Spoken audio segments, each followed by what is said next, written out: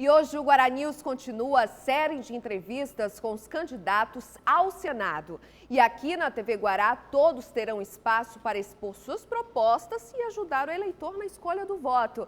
Definido por sorteio, o segundo entrevistado da nossa série é o candidato Marcos Silva, do PSTU. Boa tarde, candidato. Boa tarde. Seja muito bem-vindo à TV Guará, ao Guará-News.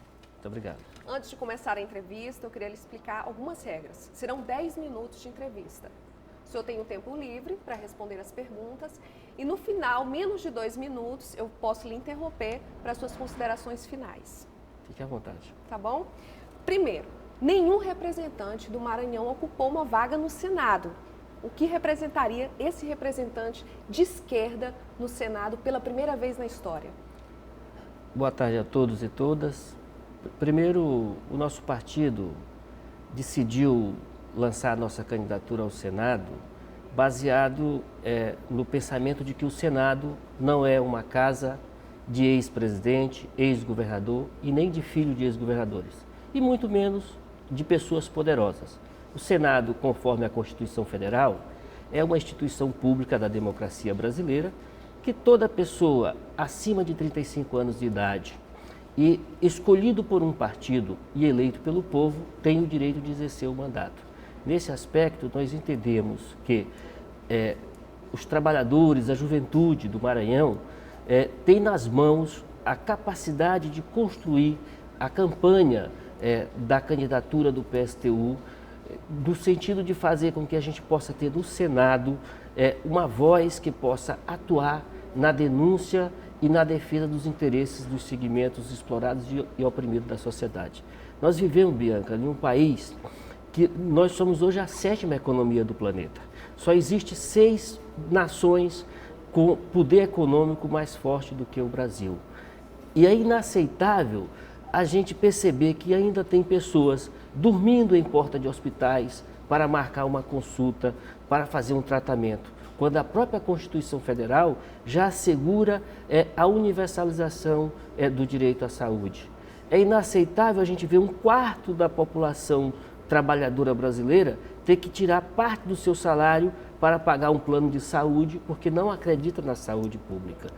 É muito complicado a gente perceber que o Brasil, que é essa potência econômica, com 200 milhões de habitantes, tem que trazer médicos de outros países, a exemplo do que fizeram com o programa Mais Médico, trazendo um médico de Cuba, que é um país que tem uma população abaixo de 20 milhões e uma economia fragilizada. Isso acontece porque não existem os investimentos na aplicação, na distribuição de recursos para ampliar os cursos de medicina nesse país. Os cursos de medicina nas universidades particulares são caríssimos. Só quem pode ir para lá é filho de prefeito, filho de governador, filho de juiz, filho de promotores e filho de deputado e filho de pessoas ricas. Então é preciso que exista investimentos em cursos de universidades públicas para que a população pobre possa ter também médicos formados. E o que é mais interessante nessa discussão, que eu queria fazer aqui uma ressalva, que é uma coisa importantíssima. O Brasil, hoje, sendo a 7ª economia do mundo, não poderia ter condições de vida oferecida para o seu povo pior do que nações que são a 11ª economia do mundo, a 12ª exemplo do Canadá e da própria Espanha. E por que isso acontece? As pessoas se interrogam, por que o Brasil, sendo uma potência econômica, do ponto de vista de superar todas as nações da América Latina, as condições de vida nossas são precarizadas? Porque parte da riqueza produzida no país, hoje o Brasil tem próximo de 4,5 trilhões de PIB instalado nesse país. 36% dessa riqueza é transformada em impostos. E esses impostos deveriam servir para aplicar em saneamento básico, em educação, em hospitais, na melhoria das condições de vida do povo. Tristemente, nós temos, além das desigualdades econômicas, poucas pessoas muito ricas de um lado, muitas pessoas pobres, nós temos o problema da corrupção nesse país. Candidato, eu vou lhe interromper para a gente poder debater outros temas. Agora, o PSTU é de esquerda. Nós temos outros exemplos aqui no Maranhão muito fortes, como o PSOL e o PCB também. Por que não formaram uma chapa única? Porque o senhor vem só com partido sem formar coligação.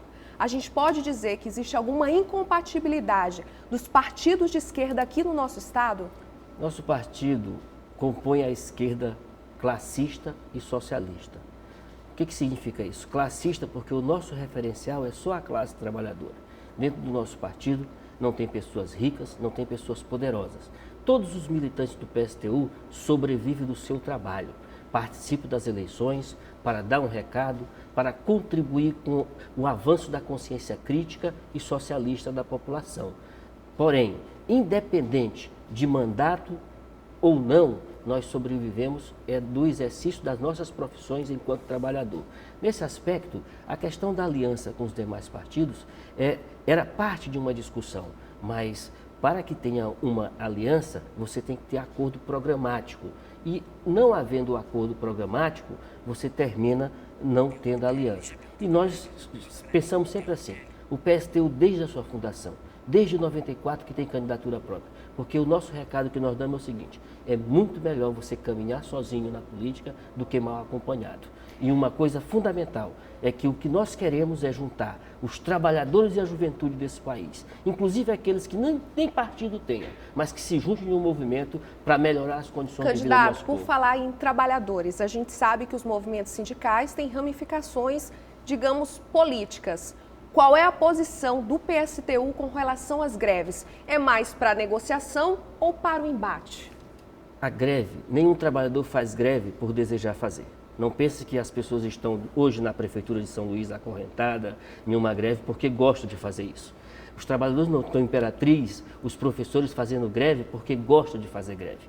A greve ela é um recurso democrático que os trabalhadores conquistaram o direito de se organizar e dizer para os patrões e para os governos, nós trabalhadores temos valor. Tudo que funciona no país, toda a riqueza desse país é produto dos trabalhadores. Por exemplo, aqui você tem um conjunto de trabalhadores que constrói essa empresa. Então, quem produz a riqueza da nação são os trabalhadores. Tristemente, essa riqueza produzida pelos trabalhadores termina sendo concentrada na mão daqueles que se dizem dono. Candidato, o senhor tem exatamente agora 1 minuto e 18 segundos para fazer suas considerações finais. Pode ficar à vontade. Queria agradecer a oportunidade dada pela TV Guará e o prazer de estar discutindo com uma intelectual do jornalismo da sua altura, do seu nível, do seu gabarito, né? Sempre que um trabalhador comum tem a oportunidade de discutir com jornalistas profissionais de grande gabarito da sociedade maranhense, como nós estamos tendo essa oportunidade nesse momento. Por outro lado, dizer que nossa campanha ela vai ser feita de forma simples, nas redes sociais, através dos programas eleitorais, os vizinhos conversando um com o outro, nos locais de estudo, nos locais de trabalho. E nossa campanha tem o objetivo central, mostrar que os trabalhadores têm condições de mudar o destino da nação. Esse é o nosso objetivo. Nós não podemos conviver com um país que as desigualdades são tão grandes ao ponto de ver que aqui no Maranhão menos de 2% da população controla 70% da riqueza, enquanto a maioria, 4 milhões de pessoas, tem que viver dependendo do Bolsa Família. Candidato, muito obrigada pela sua presença aqui no Guará News. Muito boa sorte na sua campanha. Boa luta.